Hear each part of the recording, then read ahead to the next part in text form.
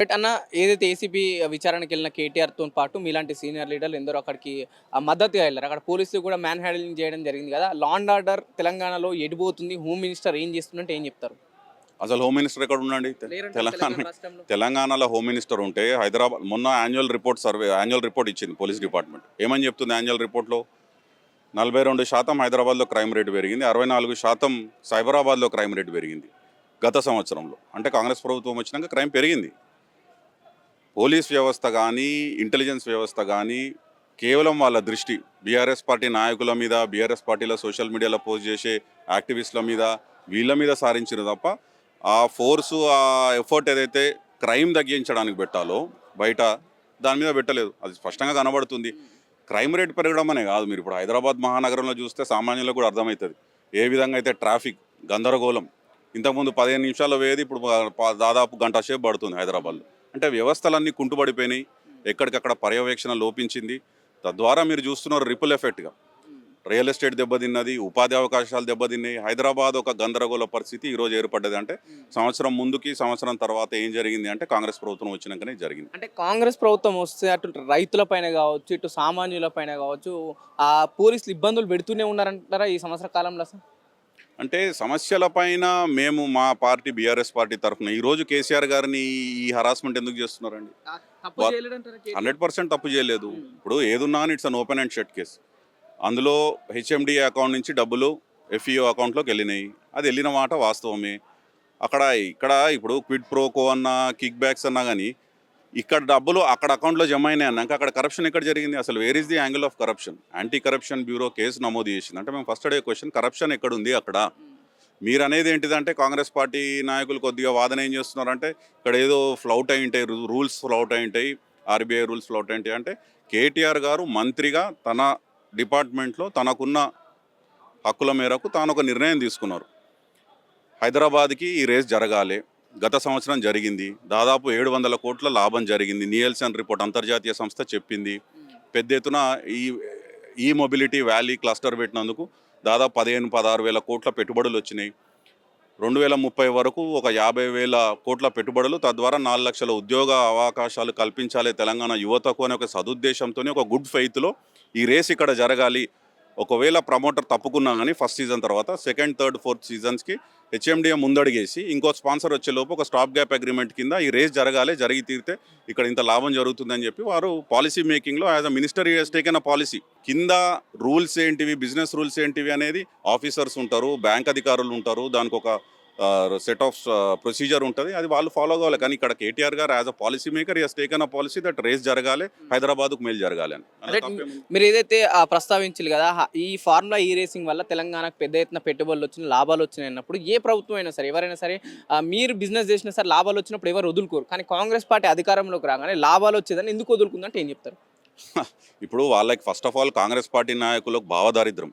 వాళ్ళ అధికారంలోకి వచ్చిన వెంబడే కేసీఆర్ గారి ప్రభుత్వంలో ఏవైతే పేరు ప్రఖ్యాతలు హైదరాబాద్కి కానీ తెలంగాణ రాష్ట్రానికి కానీ వచ్చే ప్రాజెక్టులు ఉన్నాయో పెద్ద ఎత్తున, అది ఫార్మా సిటీ కానివ్వండి, హైదరాబాద్ మెట్రో ఎయిర్పోర్ట్ మెట్రో కానివ్వండి, ఫార్ములా ఈ కానివ్వండి, అన్ని రద్దు. వాళ్ళు ఎవరితో చర్చించరు? ఎక్కడ మొదటి నెలలోనే ఫార్మా సిటీ రద్దు అన్నారు. 19,000 ఎకరాలు సేకరించి ఒక హబ్ లాగా, ఫార్మా హబ్ లాగా హైదరాబాద్ని తీర్చిదిద్దాలనే ఉద్దేశంతోనే అది ప్రయత్నం చేస్తే కేసీఆర్ గారి ప్రభుత్వం దాదాపు 14,000 ఎకరాలు సేకరించి ప్లేట్లో పెట్టిస్తే అనాలోచితంగా వచ్చి రద్దు అని రద్దు చేసినారు. అది ఇప్పుడు ఫార్ములా ఈ కూడా నేను చెప్తున్నాను మీకు, ఫార్ములా ఈ కూడా కేవలం వీళ్ళకి దురుద్దేశం లేకపోతే, కేటీఆర్ గారిని ఎక్కడ నిరికియాలి, హరాస్ చేయాలనే ఒక దురుద్దేశం లేకపోతే ఎఫ్ఈఓ మీద ఎందుకు వాళ్ళు ఫైల్ చేయలేదు కేసు? కేవలం కేటీఆర్ గారు, Arvind Kumar, BLN Reddy, A1, A2, A3. అసలు ఫార్ములా ఈ ఆపరేషన్స్ వాళ్ళని ఎందుకంటే డబ్బులు వాళ్ళ అకౌంట్లోకి పోయినాయి అంటున్నారు, వాళ్ళని ఎందుకు పార్టీ చేయలేదు ఎఫ్ఐఆర్లో? అసలు వాళ్ళ ప్రస్తావన ఎందుకు లేదు? ఇంకొకటి, రేవంత్ రెడ్డి గారి ప్రభుత్వం డబ్బులు వసూలు బ్యాక్ తీసుకోవడానికి ఎఫ్ఈఓ మీద ఏం చర్య తీసుకుంది ఇప్పటివరకు? ఒకవేళ రాష్ట్రానికి నష్టం జరిగింటే ఈ రేస్ వల్ల నువ్వు ఆ డబ్బులు వాపసు తీసుకోవడానికి ఏం చర్య తీసుకున్నావు ఇప్పటివరకు? ఒక కేసు వేసినావా? వాళ్ళకి ఏమన్నా ప్రత్యుత్తరాలు ఏమన్నా జరిగినా? ఏం లేదు. కేవలం కేటీఆర్ గారిని ఇరికియాలి, కేటీఆర్ గారిని హరాస్ చేయాలి, ఏదో విధంగా చేసి రిమాండ్కి పంపించాలి, జైలుకి పంపించాలనే ఒక దురుద్దేశం తప్ప ఇక్కడ అన్యాయంగా తెలంగాణ ప్రజలకు, హైదరాబాద్ నగరానికి వచ్చిన అంటే ఈ ఫార్ములా ఈ అనేది ఆషామాషి రేస్ కాదు. దాదాపు 50 కోట్ల మంది వీక్షిస్తారు ఈ రేస్ జరిగినప్పుడు. ఇండైరెక్ట్గా డైరెక్ట్గా 50 కోట్ల మంది వీక్షిస్తారు. దీని ద్వారా ఏంటిది అంటే ప్రపంచంలోనే ఒక 10 ప్రధాన నగరాల్లో జరిగే రేస్ ఇది. New York, London, Rome, Beijing, Shanghai ఇట్లాంటి నగరాల పక్కన ఆ సర్క్యూట్లో తీసుకెళ్లి హైదరాబాద్ని నిలబెట్టిన ఘనత కేసీఆర్ గారి ప్రభుత్వం. ఈరోజు వచ్చే పెట్టుబడులు రాకుండా ఉన్న పెట్టుబడులు పారిపోయే పరిస్థితి వచ్చింది. నేను ఉట్టిగా చెప్తలేను. కెయిన్ సెమీకండక్టర్ అనే కంపెనీ హైదరాబాద్లో గత కేసీఆర్ ప్రభుత్వంలో వచ్చి మేము 1000 కోట్లు పెడతాం, 2300 కోట్లు పెడతామన్న కంపెనీ ఈరోజు గుజరాత్కి వెళ్ళిపోయింది. కార్నింగ్ అనే గ్లాస్ మ్యానుఫ్యాక్చరింగ్ కంపెనీ వారు గత ప్రభుత్వంలో ఒప్పందం చేసుకొని 1000 కోట్లు పెట్టుబడి పెడతామని ఈరోజు చెన్నైకి తరలిపోయింది. అంటే ఒక విధంగా హైదరాబాద్ ఈరోజు రియల్ ఎస్టేట్లో కానీ ఇతర రంగాల్లో కానీ ఉపాధి క్రియేట్ చేయడంలో కానీ విఫలమవుతుంది అంటే డెఫినెట్గా ఈ తుగ్లక్ చర్యల వల్లనే ఈ కాంగ్రెస్ ప్రభుత్వం తీసుకున్నటువంటి అనాలోచిత నిర్ణయాల వల్లనే జరుగుతుంది. సరే ఒకటి చెప్పండి, రీసెంట్గా రేవంత్ రెడ్డి ఇచ్చిన స్టేట్మెంట్ ఉమ్మడి ఆంధ్రప్రదేశ్ ఉన్నప్పుడే తెలంగాణ బాగుండేది అన్నారు. ఏ విధంగా అంటే ఉమ్మడి ఆంధ్రప్రదేశ్లో తెలంగాణ ఏదైతే అప్పుడు ఉన్న బడ్జెట్ విషయంలో తక్కువ అందిన ఆలోచనతో అన్నాడు, లేకుంటే ఏదైనా అభివృద్ధి ఉందని ఆ విషయం ఆలోచనతో అన్నట్టు ఏం చెప్తారు? అది ఆయన చెప్పాలి కదా. ఎంత భావదారిద్రం అంటే దాదాపు 60 సంవత్సరాలు గోసబడి మనం నిధులు నీళ్లు నియామకాలని అంటే 1200 మంది విద్యార్థులు ఆత్మబలితాలను చేసుకుంటే ఇంత చులకనగా ఈ తెలంగాణ ఉట్టిగానే వచ్చిందా అండి? 1200 మంది విద్యార్థులు ఆత్మహత్యలు బలిదానాలు చేసుకున్నారు. కేసీఆర్ గారు 14 సంవత్సరాల ఉద్యమాన్ని ముందుండి రథసారథిగా నడిపించినారు. చావు నోట్ల తలకాయ పెట్టి ప్రాణాలను లెక్క చేయకుండా పోయి దీక్ష కూర్చున్నారు. ఇంత కష్టపడితే సాధించుకున్న తెలంగాణని ఈ 10 సంవత్సరాలలో ఎక్కడో ఉన్న తెలంగాణ ఆ రోజున్న ముఖ్యమంత్రులు కట్టెలు పట్టుకొని చూపించారు. రేపు తెలంగాణ సపరేట్ అయితే మీకు అంధకారం అయిపోతుంది, కరెంట్ ఉండదు అని మాట్లాడిన ముఖ్యమంత్రి స్థాయిలో ఉన్న వ్యక్తులని కేవలం 6 నెలల్లోనే ఔరా ఇది ఎట్లా మారిపోయింది, తెలంగాణ ఇంత బ్రహ్మాండంగా ఎట్లా తయారైంది అని ఆశ్చర్యపడే విధంగా అసలు తెలంగాణ వాళ్ళకి పరిపాలన చేతనవుతుందని వెక్కిరిస్తే కేవలం వితిన్ 1 ఇయర్ ఫస్ట్ 1 ఇయర్లోనే అద్భుతాలు చేసి చూపించిన ప్రభుత్వం కేసీఆర్ గారి ప్రభుత్వం. అంటే మళ్ళీ తెలంగాణ అస్తిత్వం పైన దెబ్బ పడే అవకాశాలు కనిపిస్తున్నాయి ప్రస్తుతం ఉన్న రాజకీయాలు చూస్తుంటే. 100% చేస్తున్నారు, వాళ్ళు ప్రయత్నం చేస్తున్నారు. కేసీఆర్ గారు ఆనవాళ్ళు చెరిపేస్తామంటే అర్థమైందండి. అంటే తెలంగాణ లేకుండా చేస్తారా, తీసుకొని మళ్ళీ ఆంధ్రాలో కలుపుతారా? మీ ఉద్దేశం ఏంది? ఇప్పుడు వాళ్ళు చేసేది ఏంది? టీఎస్ని టీజీగా మారుస్తాము, తెలంగాణ తల్లి రూపు మారుస్తాము అంటే వారి ధ్యాస కానీ వారి ప్రయారిటీస్ కానీ ఒక పక్క వాళ్ళు 6 గ్యారంటీలు 420 హామీలు ఇచ్చి అధికారంలోకి వచ్చినాము. దాని మీద చర్చ జరగకుండా కేవలం ఈ పేరు మార్పుళ్ళు తెలంగాణ తల్లి రూపం మారుస్తామని చెప్పి వీటి మీద అంటే పిచ్చి ప్రయత్నాలు. ఈరోజు దురదృష్టం ఏంటంటే రాష్ట్రం ఒక తుగ్లక్ పరిపాలన మాదిరిగా ఒక ఇన్కేపబుల్ ఇన్ఎఫిషియెంట్ ముఖ్యమంత్రి ఉండడం వల్ల తెలంగాణకి ఈరోజు ఇట్లాంటి పరిస్థితి వచ్చింది. కానీ వితిన్ 1 ఇయర్ వీళ్ళు ఎన్ని అటెన్షన్ డైవర్షన్ టాక్టిక్స్ చేసినా ఎంత ప్రయత్నం చేసినా మేము మాత్రం బీఆర్ఎస్ పార్టీగా ప్రధాన ప్రతిపక్ష పార్టీగా ప్రజల పక్షాన ప్రశ్నిస్తూనే ఉంటాం. వీళ్ళు ఇచ్చిన 6 గ్యారంటీలు 420 హామీలు అమలు చేసే వరకు వదిలిపెట్టే ప్రసక్తి లేదు. ఇంకొకటి ముఖ్యంగా చెప్పాల్సింది ఏంటంటే కాంగ్రెస్ పార్టీ నాయకులు ఏదో క్విడ్ ప్రోకో జరిగింది, అవినీతి జరిగింది, అందుకే కేటీఆర్ గారిని ఈరోజు ఏసీబీ పిలిచిందంటాం. అసలు క్విడ్ ప్రోకో అంటే ఏంటిదండి? నేను ఎదురుగున్న వారికి ఏదైనా సాయం చేస్తే, ఫేవర్ చేస్తే నా అధికారాన్ని ఉపయోగించుకొని దుర్వినియోగించుకొని వాళ్ళ నుంచి నాకు ఏదైనా వస్తే అది క్విడ్ ప్రోకో అవుతుంది. ఇక్కడ ఏం జరిగిందండి? కేటీఆర్ గారు కేవలం తెలంగాణ మీద ప్రేమతోని హైదరాబాదుకు మంచి జరగాలని చెప్పి ఫార్ములా ఈ రేస్ జరగాలి అని చెప్పి వారు పాలసీ తీసుకున్న డెసిషన్. ఆ డబ్బులు అక్కడి నుంచి అకౌంట్ ట్రాన్స్ఫర్ అయినాయి. కానీ రేవంత్ రెడ్డి గారు ప్రభుత్వం వచ్చి దాన్ని క్యాన్సిల్ చేయడం వల్ల ఈరోజు స్టేట్ అంటే ప్రజాధనానికి నష్టం వాటిల్లిందే ఈ అనాలోచిత నిర్ణయం వల్ల. రేవంత్ రెడ్డి గారు ప్రభుత్వం వచ్చి క్యాన్సిల్ చేయడం వల్ల. రెండోది క్విడ్ ప్రోకో అంటే ఏంటిది?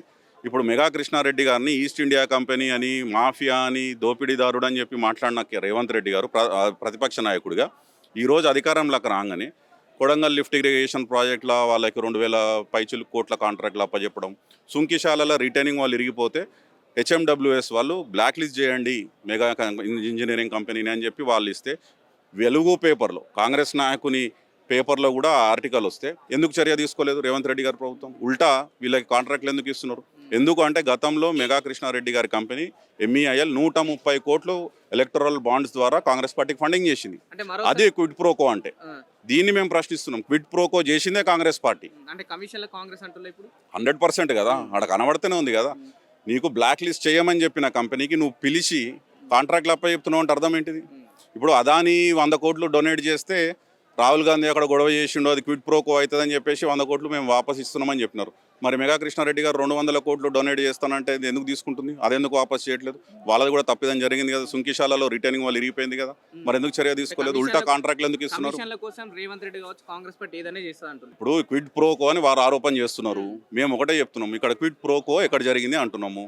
వాళ్ళు ఏమంటున్నారు, గ్రీన్కో అనే కంపెనీ ఎలక్టరల్ బాండ్స్ పర్చేజ్ చేసింది, తద్వారా బీఆర్ఎస్ పార్టీకి ఫండింగ్ చేసింది అని. మేము అదే చెప్తున్నాం, ఇదే గ్రీన్కో కంపెనీ కేవలం బీఆర్ఎస్ పార్టీ కాదు, బీజేపీకి, వైఎస్ఆర్సీపీకి, టీడీపీకి, ఇంక్లూడింగ్ కాంగ్రెస్ పార్టీకి, ఎలక్టరల్ అన్నిటికీ, ఈ రాష్ట్రంలో ఉన్న అన్ని పార్టీలకి ఎలక్టరల్ బాండ్స్ పర్చేజ్ చేసింది, తద్వారా ఫండింగ్ చేసింది. ఒకవేళ డబ్బులు funding electoral bonds it's an open thing. Election commission of India ఓపెన్గా వెబ్సైట్లో పెట్టింది ఏ పార్టీకి ఎక్కడి నుంచి ఫండ్ వచ్చిందని చెప్పి. అందులో ఈ కొండందో వెల్కన్ పట్టినట్టు ఈ ఎలక్టరల్ బాండ్స్ పర్చేజ్ చేశారు కాబట్టి ఫార్ములా ఏమైనా అర్థం ఉందా అంటే దీనికి అంటే మోకాలకి బోడుగొండకు లింక్ పెట్టినట్టు మేము అదే చెప్తున్నాం. మరి అన్ని పార్టీలకు ఇచ్చారు కదా, మరి ఆ పార్టీలు ఏ రాష్ట్రాల్లో ఏమేమి లబ్ధి చేకూర్చింది గ్రీన్కో కంపెనీ కూడా వాళ్ళు ఆన్సర్ చేయాలి. ఏదైతే అసెంబ్లీలో అల్లు అర్జున్ పైన జరిగిన వివాదం దాదాపు 30 నిమిషాలు చర్చించిన వాళ్ళు ప్రధాన ప్రతిపక్షకున్న ప్రధాన నాయకులు కావచ్చు, ఎందుకు ఈ రేసింగ్ పైన చర్చిద్దాం అన్నప్పుడు ఎందుకు చర్చించలేకపోయాలంటే ఏం చెప్తారు? మేము ఒకటే చెప్పినాం, ఇప్పుడు 4 గోడల మధ్యలో పిలిచి కేటీఆర్ గారిని ఎవరిని రానియకుండా అంటే వాళ్ళకి అంత భయం ఎందుకు? అడ్వకేట్ ఉంటే ఎంబడి హైకోర్టుకు పోయి వాదించి లాయర్ ఉండకూడదు అని చెప్పి అంటే అంత ఇప్పుడు ఏం లేదు అంటున్నారు, మీ దగ్గర ఆధారాలు ఉన్నాయి అంటున్నారు, ముందు పెట్టండి. అడ్వకేట్ ఉంటే అడ్వకేట్ సమక్షంలో మాకు మీరు ప్రశ్నిస్తే తప్పేంటిది? అంత భయం ఎందుకు కాంగ్రెస్ ప్రభుత్వానికి? ఒకటి. రెండవది, అల్లు అర్జున్ విషయంలో కూడా అది ఒక దుర్ఘటన జరగకూడాల్సింది జరిగింది. ఒక మహిళ చనిపోయింది, వాళ్ళ బాబు హాస్పిటల్లో చికిత్స పొందుతున్నాడు. We hope and pray that బాబు సేఫ్గా హెల్తీగా వస్తాడని చెప్పేసి. జరగకూడని సంఘటన, అది అందరం చింతిస్తాం. కాకపోతే రేవంత్ రెడ్డి గారు 20 రోజుల కింద ఈ సంఘటన జరిగింది కాబట్టి తెలంగాణలో నేను ఈ కుర్చీలో ఉన్న రోజులు ఇప్పటివరకు నేను ఎట్లాంటి బెనిఫిట్ షోలకు కానీ, టికెట్ ప్రైజులకు కానీ, హైక్కి కానీ నేను అనుమతి ఇవ్వను అని చెప్పి నిన్న చూస్తే మళ్ళీ కొత్త సినిమాకి, గేమ్ చేంజర్ అనే సినిమాకి 4 గంటలకు ఒక షో, బెనిఫిట్ షో, టికెట్ల రేట్లు పెంచి మాట్లాడుతున్నారు. అంటే అక్కడే పబ్లిక్ అర్థమైపోతుంది వారు ఎంత సీరియస్గా ఉన్నారు. కాంగ్రెస్ పార్టీలో ప్రస్తుతం ఇప్పుడు పదవి ఉంది కదా, సినిమాటోగ్రఫీ చైర్మన్. అవును, ఆయన కూడా మాట్లాడిండు కదా. ఇప్పుడు ఆయన ఏం మాట్లాడినాడు? కార్పొరేషన్ చైర్మన్గా ఆయన అటు సినిమా ఇండస్ట్రీకి, ఇటు ప్రభుత్వానికి మధ్యవర్తిగా ఉండాలి. ఇప్పుడు ఇది ఈయననే ప్రొడ్యూస్ చేసిన సినిమా ఇది. మరి అక్కడ ఆయన ఏం మాట్లాడుకున్నాడో, వాళ్ళిద్దరి మధ్యలో ఏం అగ్రిమెంట్ జరిగిందో వాళ్ళు బయట పెట్టాలి. ఒకటి. రెండోది, ఫార్ములా ఇది కూడా కేటీఆర్ గారు ఓపెన్గా చెప్పినారు, ఛాలెంజ్ చేసినారు. ఎక్కడో 4 గోడల మధ్యలో ఒక ఆఫీసర్ ముందు ఎందుకు ప్రశ్నిస్తున్నారు? మీ దగ్గర ఆధారాలు ఉంటే అసెంబ్లీలో చర్చ పెట్టు. 4 కోట్ల మంది చూస్తారు కదా, నువ్వు అడిగే ప్రశ్నలకి నేను ఇచ్చే జవాబుకి సహేతుకత ఉందో లేదో, అసలు ఇక్కడ అవినీతి జరిగిందా లేదా అనేది లెట్ పబ్లిక్ డిసైడ్. 4 గోడల మధ్యలో చేసేది ఎందుకు? అసెంబ్లీలో పెట్టు, దమ్ము ఉంటే అని చెప్తే అసెంబ్లీలో చర్చ పెట్టలేదు. మొన్న కూడా ప్రెస్ మీట్లో కేటీఆర్ గారు అన్నారు, నీకు స్టిల్ యూ బిలీవ్ అంటే నీ దగ్గర ఆధారాలు ఉన్నాయి ఇక్కడ అవినీతి జరిగిందని అంటే నీ ఇంటికే వస్తా, జూబ్లీస్లో మీ ఇంటికి వస్తాను, అక్కడనే చర్చ పెడదాము, అన్ని కెమెరాలు పెట్టి లైవ్ డిస్కషన్ పెడదాం, మీ దగ్గర ఉన్న ఆధారాలు ఏంటిది, మీ ప్రశ్నలు ఏంటిది, నేను అక్కడక్కడ సమాధానం చెప్తాను. ఎందుకు బారిపోయింది ప్రభుత్వం? ఇప్పుడు ఏదో పిలిచేసి ఏదో జరిగింది అని చెప్పేసి లీకులు ఇచ్చేసి క్విడ్ ప్రోకో అని చెప్పేసి ప్రజల్లో ఒక గందరగోళ పరిస్థితి ఏర్పాటు చేసి ఏదో జరగకూడదు ఏదో జరిగిపోయిందని చెప్పి ఒక గోబల్స్ ప్రొపగండా. ఏం లేదు, మాకు పూర్తి విశ్వాసం మన జ్యుడిషియల్ సిస్టమ్ మీద ఉన్నది, న్యాయ వ్యవస్థ మీద ఉన్నది. రాబోయే రోజుల్లో కేటీఆర్ గారికి రాజ్యాంగం కల్పించిన హక్కుల ప్రకారం వాళ్ళు అదే లీగల్ ఎయిడ్ ఎక్కడ దొరికితే అక్కడ, సుప్రీంకోర్టులో దొరికితే సుప్రీంకోర్టు కానీ, హైకోర్టు కానీ అప్రోచ్ అవుతారు.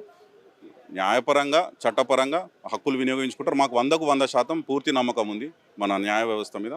కడిగిన ముత్యంలాగా కేటీఆర్ గారు ఈ కేసు నుంచి బయటకు వస్తారు. రైట్, ఇది ఏదైతే కేటీఆర్ పైన కేసు పూర్తిగా తప్పుడు కేసు. మీరు 4 గోడల మధ్య చర్చించడం కాదు, ఏదైతే 4 కోట్ల మందిలో మనం అసెంబ్లీలో ఎందుకు చర్చిద్దాం రండి, మేము తప్పు చేస్తే 4 కోట్ల ప్రజలే దాన్ని తప్పు పడతారు కదా అని కేటీఆర్ గారు పదే ప్రశ్నించినా కూడా రేవంత్ రెడ్డి వినిపించుకోవడం లేదు. కేవలం ఇది అక్రమంగా కేసు పెట్టి జైలుకు పంపించాలని మా నాయకుని చేస్తులని ఇక్కడ బీఆర్ఎస్ పార్టీ వర్గాలు చెప్పడం జరుగుతున్నాయి.